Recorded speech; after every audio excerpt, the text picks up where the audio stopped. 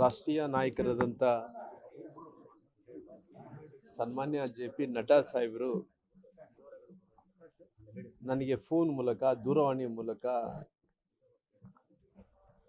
ಅವರು ಮಾತಾಡಿದರು.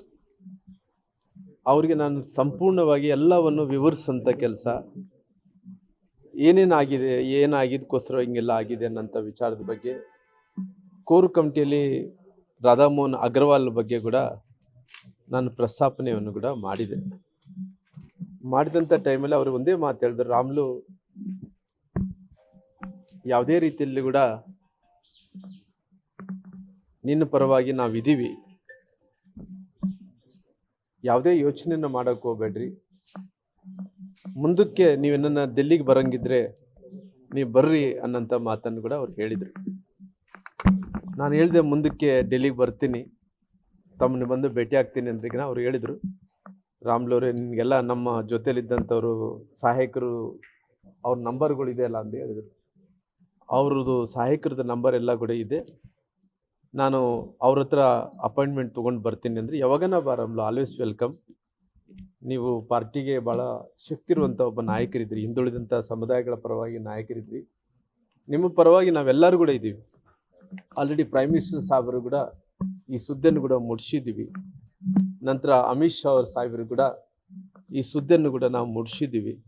ಹಂಗಾಗಿ ನಾವೆಲ್ಲರೂ ಕೂಡ ನಿನ್ನ ಪರವಾಗಿದ್ದೀವಿ ರಾಮ್ಲು ಅನ್ನೋಂಥ ಮಾತನ್ನು ಕೂಡ ಅವ್ರು ಹೇಳಿದರು. ನಂತರ ಪ್ರಹ್ಲಾದ್ ಜೋಶಿ ಸಾಹೇಬರು ಕೂಡ ಅವ್ರು ಫೋನ್ ಮಾಡಿದರು, ರಾಮ್ಲವ್ರೆ ತಾವು ರಾಷ್ಟ್ರೀಯ ನಾಯಕರಾದಂಥ ಸನ್ಮಾನ್ಯ ಜೆ.ಪಿ. ನಡ್ಡಾ ಸಾಹೇಬರು ಅವರು ಟ್ರೈ ಮಾಡ್ತಾ ಇದ್ದಾರೆ, ಅವ್ರ ನಂಬರ್ ಕಳಿಸಿದ್ದೀನಿ, ಒಂದ್ಸಲ ಮಾತಾಡ್ರಿ ಅಂತ ಹೇಳಿದ್ರು.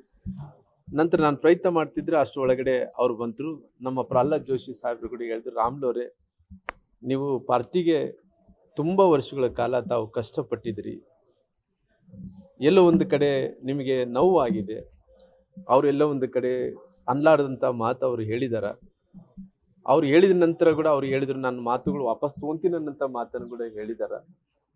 ಹಂಗಾಗಿ ತಾವು ಏನೇ ಇದ್ರೂ ಕೂಡ ಯಾವುದೇ ನಿರ್ಧಾರಗಳು ತೊಗೊಳಕ್ಕೆ ಮುಂದಕ್ಕೆ ಹೋಗ್ಬಾಡ್ರಿ, ದಯವಿಟ್ಟು ನಾವೆಲ್ಲರೂ ಕೂಡ ಮುಂಚೆಯಿಂದ ಕೂಡ ನಿನ್ನ ಜೊತೆಲಿ ನಮ್ಮ ಜೊತೆಲಿ ನಿನ್ನ ಕೆಲಸ ಕೂಡ ಮಾಡಿದ್ದೀವಿ, ಪಾರ್ಟಿ ಸಲುವಾಗಿ ಇಡೀ ರಾಜ್ಯದಲ್ಲಿ ಎಲ್ಲ ಕಡೆ ಕೂಡ ಇವತ್ತು ಬೀದರಿಂದ ಚಾಮರಾಜನಗರ ತನಕ ಕೂಡ ಸಂಘಟನೆಯನ್ನು ಮಾಡಿದ್ದೀವಿ. ಹಂಗಾಗಿ ಈ ವಿಷಯಗಳನ್ನು ತಾವು ಇಲ್ಲಿಯೇ ಮುಟ್ಟುಗೊಳಿಸಿ ಅನ್ನೋಂಥ ಮಾತನ್ನು ಕೂಡ ಅವರು ಪ್ರಹ್ಲಾದ್ ಜೋಶಿ ಸಾಹೇಬರು ಹೇಳಿದರು. ನಂತರ ನಮ್ಮ ವಿಜೇಂದ್ರ ಅವರು ಅವ್ರಿನ್ನ ಸಂಪರ್ಕದಲ್ಲಿ ನಿನ್ನೆ ಬೆಳಿಗ್ಗೆ ನನ್ನ ಹತ್ರ ಮಾತಾಡಿದ್ರು, ರಾಮ್ಲು ಈ ರೀತಿ ನೀವು ನನಗೆ ಇದಾದ ನಂತರ ಭಾಳಷ್ಟು ನೋವಾಗಿದೆ ಅನ್ನೋಂಥ ಮಾತನ್ನು ಕೂಡ ಅವ್ರು ಹೇಳಿದರು. ನಂತರ ಅಶೋಕ್ ಅವರು ಕೂಡ, ಬೊಮ್ಮಾಯಿ ಸಾಹೇಬರು ಕೂಡ ನನಗೆ ಫೋನ್ ಮಾಡಿದ್ರು, ಅವ್ರು ಕೂಡ ಹೇಳಿದ್ರು, ರಾಮ್ಲವ್ರೆ ಈ ರೀತಿ ಆಗಬಾರ್ದಾಯ್ತು, ಭಾಳಷ್ಟು ನೋವಾಗಿದೆ. ಸದಾನಂದ ಗೌಡರು ಎಲ್ಲರೂ ಕೂಡ ಮಾತಾಡಿದರು. ಹಂಗಾಗಿ ಅವರೆಲ್ಲರೂ ಕೂಡ ನನ್ನ ಮೇಲೆ ವಿಶ್ವಾಸ ಇದೆ. ಅಂದರೆ ರಾಜಕಾರಣದಲ್ಲಿ ರಾಮ್ಲವರು ಇವತ್ತೆಲ್ಲೋ ಒಂದು ಕಡೆ ಅವರು ಚುನಾವಣೆಯಲ್ಲಿ ಸೋತಿರ್ಬೋದು, ಸೋತಿದ್ರೆ ಕೂಡ ಜನರ ಮಧ್ಯದಲ್ಲಿದ್ದಂಥ ಒಬ್ಬ ಜನನಾಯಕ ಅನ್ನೋಂಥದ್ದು ಅವ್ರಿಗೆ ವಿಶ್ವಾಸ ಇದೆ.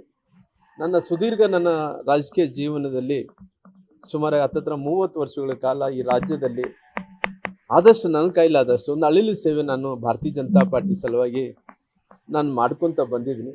ಆ ಅಳಿಲು ಸೇವೆಯನ್ನು ಗುರುತಿಸೇ ಇವತ್ತು ಎಲ್ಲರೂ ಕೂಡ, ಎಲ್ಲ ನಾಯಕರು, ರಾಷ್ಟ್ರೀಯ ನಾಯಕರು, ರಾಜ್ಯ ನಾಯಕರು ಎಲ್ಲರೂ ಕೂಡ, ಇಲ್ಲ ರೀ ರಾಮ್ಲು ಇದು ಹಾರ್ಡ್ ವರ್ಕರ್ ಮ್ಯಾನ್, ಬಡತನರ ಬಗ್ಗೆ, ರೈತರ ಬಗ್ಗೆ, ಹಿಂದುಳಿದಂಥ ಜಾತಿಗಳ ಬಗ್ಗೆ ಕಳ್ಕಳಿರೋಂಥ ಒಬ್ಬ ನಾಯಕ, ಆ ಮನುಷ್ಯನನ್ನ ನಾವು ಕಳ್ಕೋಬಾರ್ದು ಅನ್ನೋಂಥ ಮಾತನ್ನು ಕೂಡ ಅವರು ವ್ಯಕ್ತಪಡಿಸಿರೋ ಕಾರಣ ಇನ್ನು ಮುಂದೆ ಏನೇ ಇದ್ದರೆ ಕೂಡ ನನ್ನ ಪಾರ್ಟಿಯಲ್ಲಿ ಎಲ್ಲ ವಿಚಾರಗಳನ್ನು ನಾನು ತಿಳಿಸಿದ್ದೀನಿ. ಅಂದರೆ ನಾನು ಯಾವುದೇ ಮನಸ್ಸಲ್ಲಿ ಹಿಡ್ಕೊಂಡು ಯಾವ ವಿಷಯನೂ ಕೂಡ ಒಳಗಡೆ ಹಿಡ್ಕೊಳ್ಳಾರ್ದಂಥ ಎಲ್ಲ ವಿಷಯಗಳನ್ನು ನಾನು ಪಾರ್ಟಿಯವರಿಗೆ ತಿಳಿಸಿದ್ದೀನಿ. ಇನ್ನು ಮುಂದೆ ಏನೇ ಇದ್ದರೆ ಕೂಡ ನಮ್ಮ 4 ಗೋಡೆಗಳ ಮಧ್ಯೆ ಕುಂತ್ಕೊಂಡು ಅವರೆಲ್ಲ ಪಾರ್ಟಿ ನಾಯಕರು ಅವ್ರ ಹತ್ರ ಯಾವುದೇ ವಿಚಾರಗಳನ್ನು ಚರ್ಚೆ ಮಾಡಿಕೊಂಡು ಈ ರೀತಿ ಮುಂದಕ್ಕೆ ಮರಳಿ ಕಳಿಸ್ಬಾರ್ದು ಅನ್ನೋಂಥ ರೀತಿಯಲ್ಲಿ ಅವರು ಕೂಡ ನಾನು ವಿನಂತಿ ಮಾಡ್ಕೊತೀನಿ. ಯಾಕಂದರೆ ಎಲ್ಲ ಒಂದು ಕಡೆ ರಾಜಕಾರಣದಲ್ಲಿ ಕ್ರೆಡಿಬಿಲಿಟಿ ಅನ್ನೋಂಥದ್ದು ಭಾಳ ಮುಖ್ಯ. ಆ ಕ್ರೆಡಿಬಿಲಿಟಿಯನ್ನು ಕಳ್ಕೊಂಡ್ರೆ ರಾಜಕಾರಣದಲ್ಲಿ ಯಾವುದೇ ಅಸ್ತಿತ್ವನೂ ಉಳಿಯಲ್ಲ.